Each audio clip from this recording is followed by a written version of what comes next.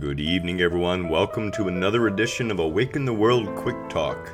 Tonight, what you need is a good... Live here on the Awaken the World YouTube channel, of course. It is 7:30 p.m. Pacific Standard Time, Monday, May 20th. And my is time flying by. Cindy, so nice to see you. How are you doing? We have been incredibly busy, and I want to apologize to everyone.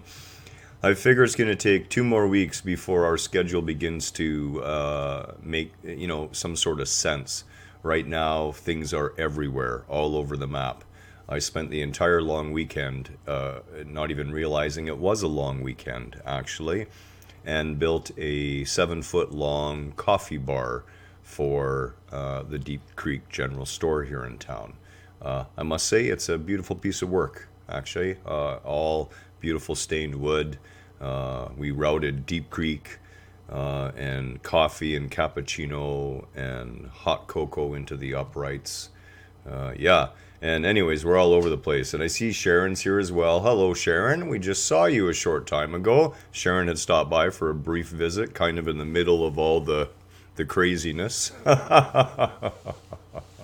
So as I said, another couple of weeks and we'll settle down into some sense of normalcy, whatever that means. And the one thing about me is, man, normal just never comes into the picture. No boxes, no bags, no nothing. So it's good to see all of you this evening. And what are we going to talk about? Well, we're going to talk about what you need, and most people, they probably do need a really good kick-a-knee. That titanium baseball bat. But what we're really talking about here is understanding needs, wants, expectations, and all the big problems that come with them. Busy can be good. Busy, Cindy, it's a perfectly valid comment. Busy is good if it's doing things you love to do, and for the most part, that's what we're doing. I mean, there's some things within there you just have to do, and that's the way it goes, like programming the new POS system and doing all the data entry. Luckily, we have some friends, and I can do pretty much anything. So everything will work out exactly the way it's supposed to be.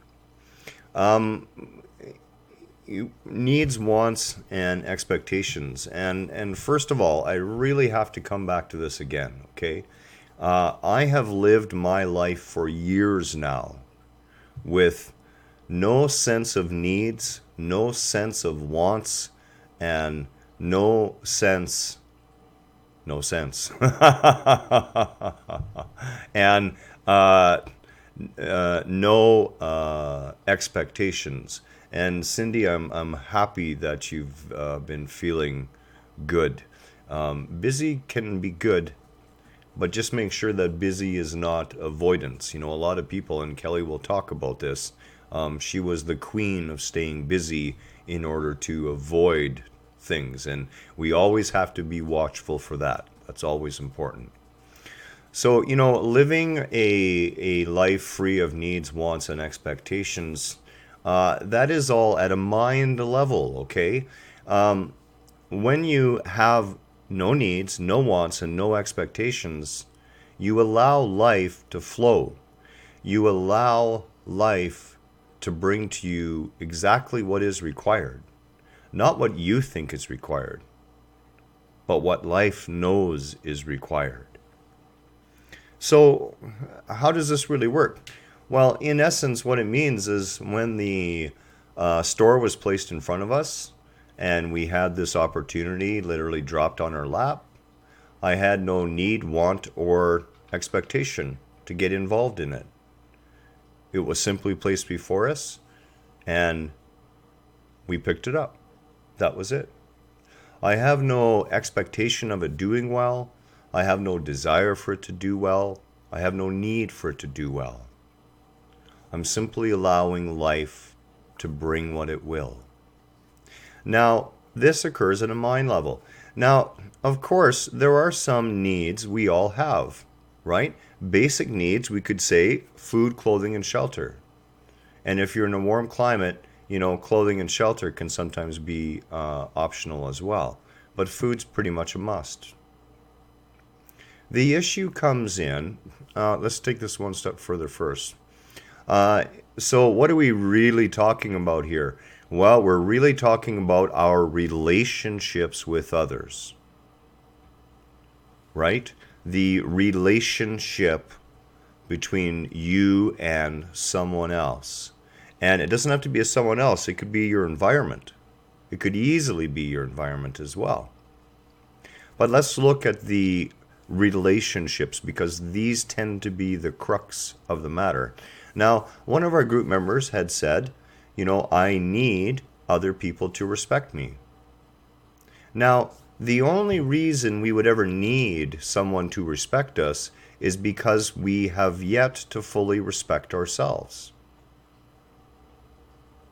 Now, why is this true?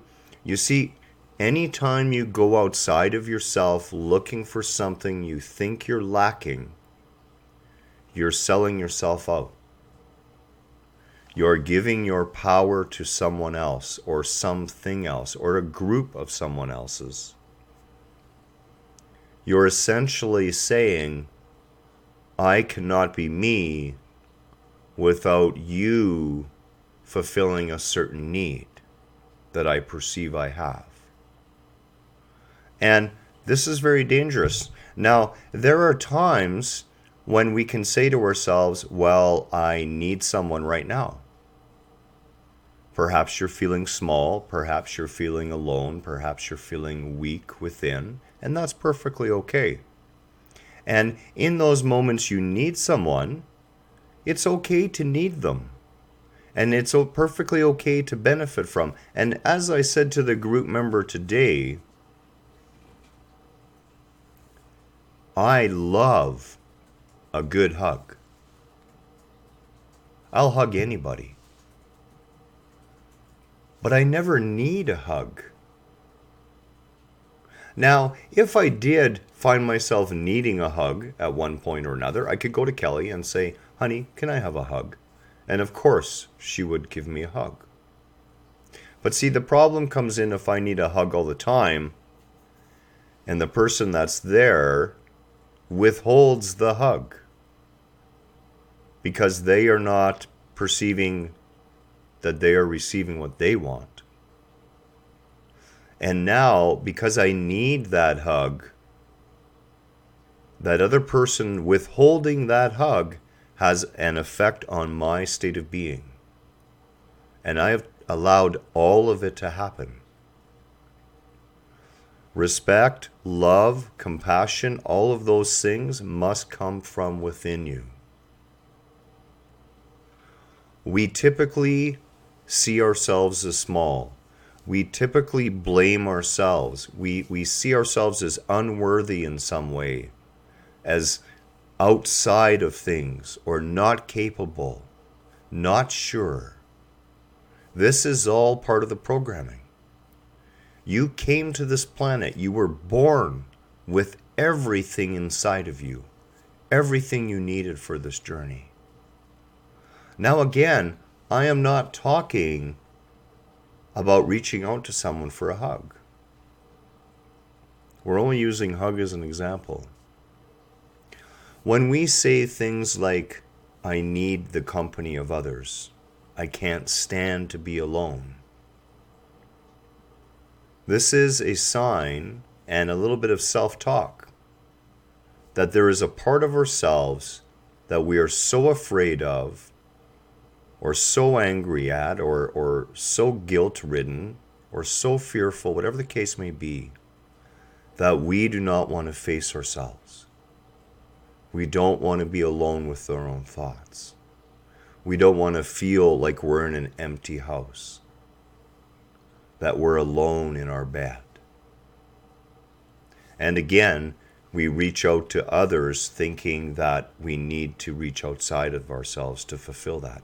Now, I am not saying that I do not love snuggling up with Kelly at night to sleep. I absolutely do. It is my favorite place to be. but I don't need it. Now, not needing something doesn't mean that you won't miss it on occasion. Okay, because you're missing the feeling again, but what you're forgetting is the feeling can be self-generated. As a matter of fact, it is self-generated all the time. I never really understood people having trouble being alone either, Cindy. Kelly's one of them. She needs company. She does not do well on her own yet. And that is because there's too much still going in upstairs. But that will resolve itself over time. She is on her journey, that's for sure. Now we come to the big one, of course, and this is expectation. Whenever we place expectations on others as to how they should behave, when and where they should do whatever it is they're choosing to do, whether they should believe what we say or not believe what we say, whether they should listen to us or not listen to us, to take our advice or not take our advice. These expectations belong to us. They are not reality. In reality, free will says the other person could do whatever the heck they want when they want.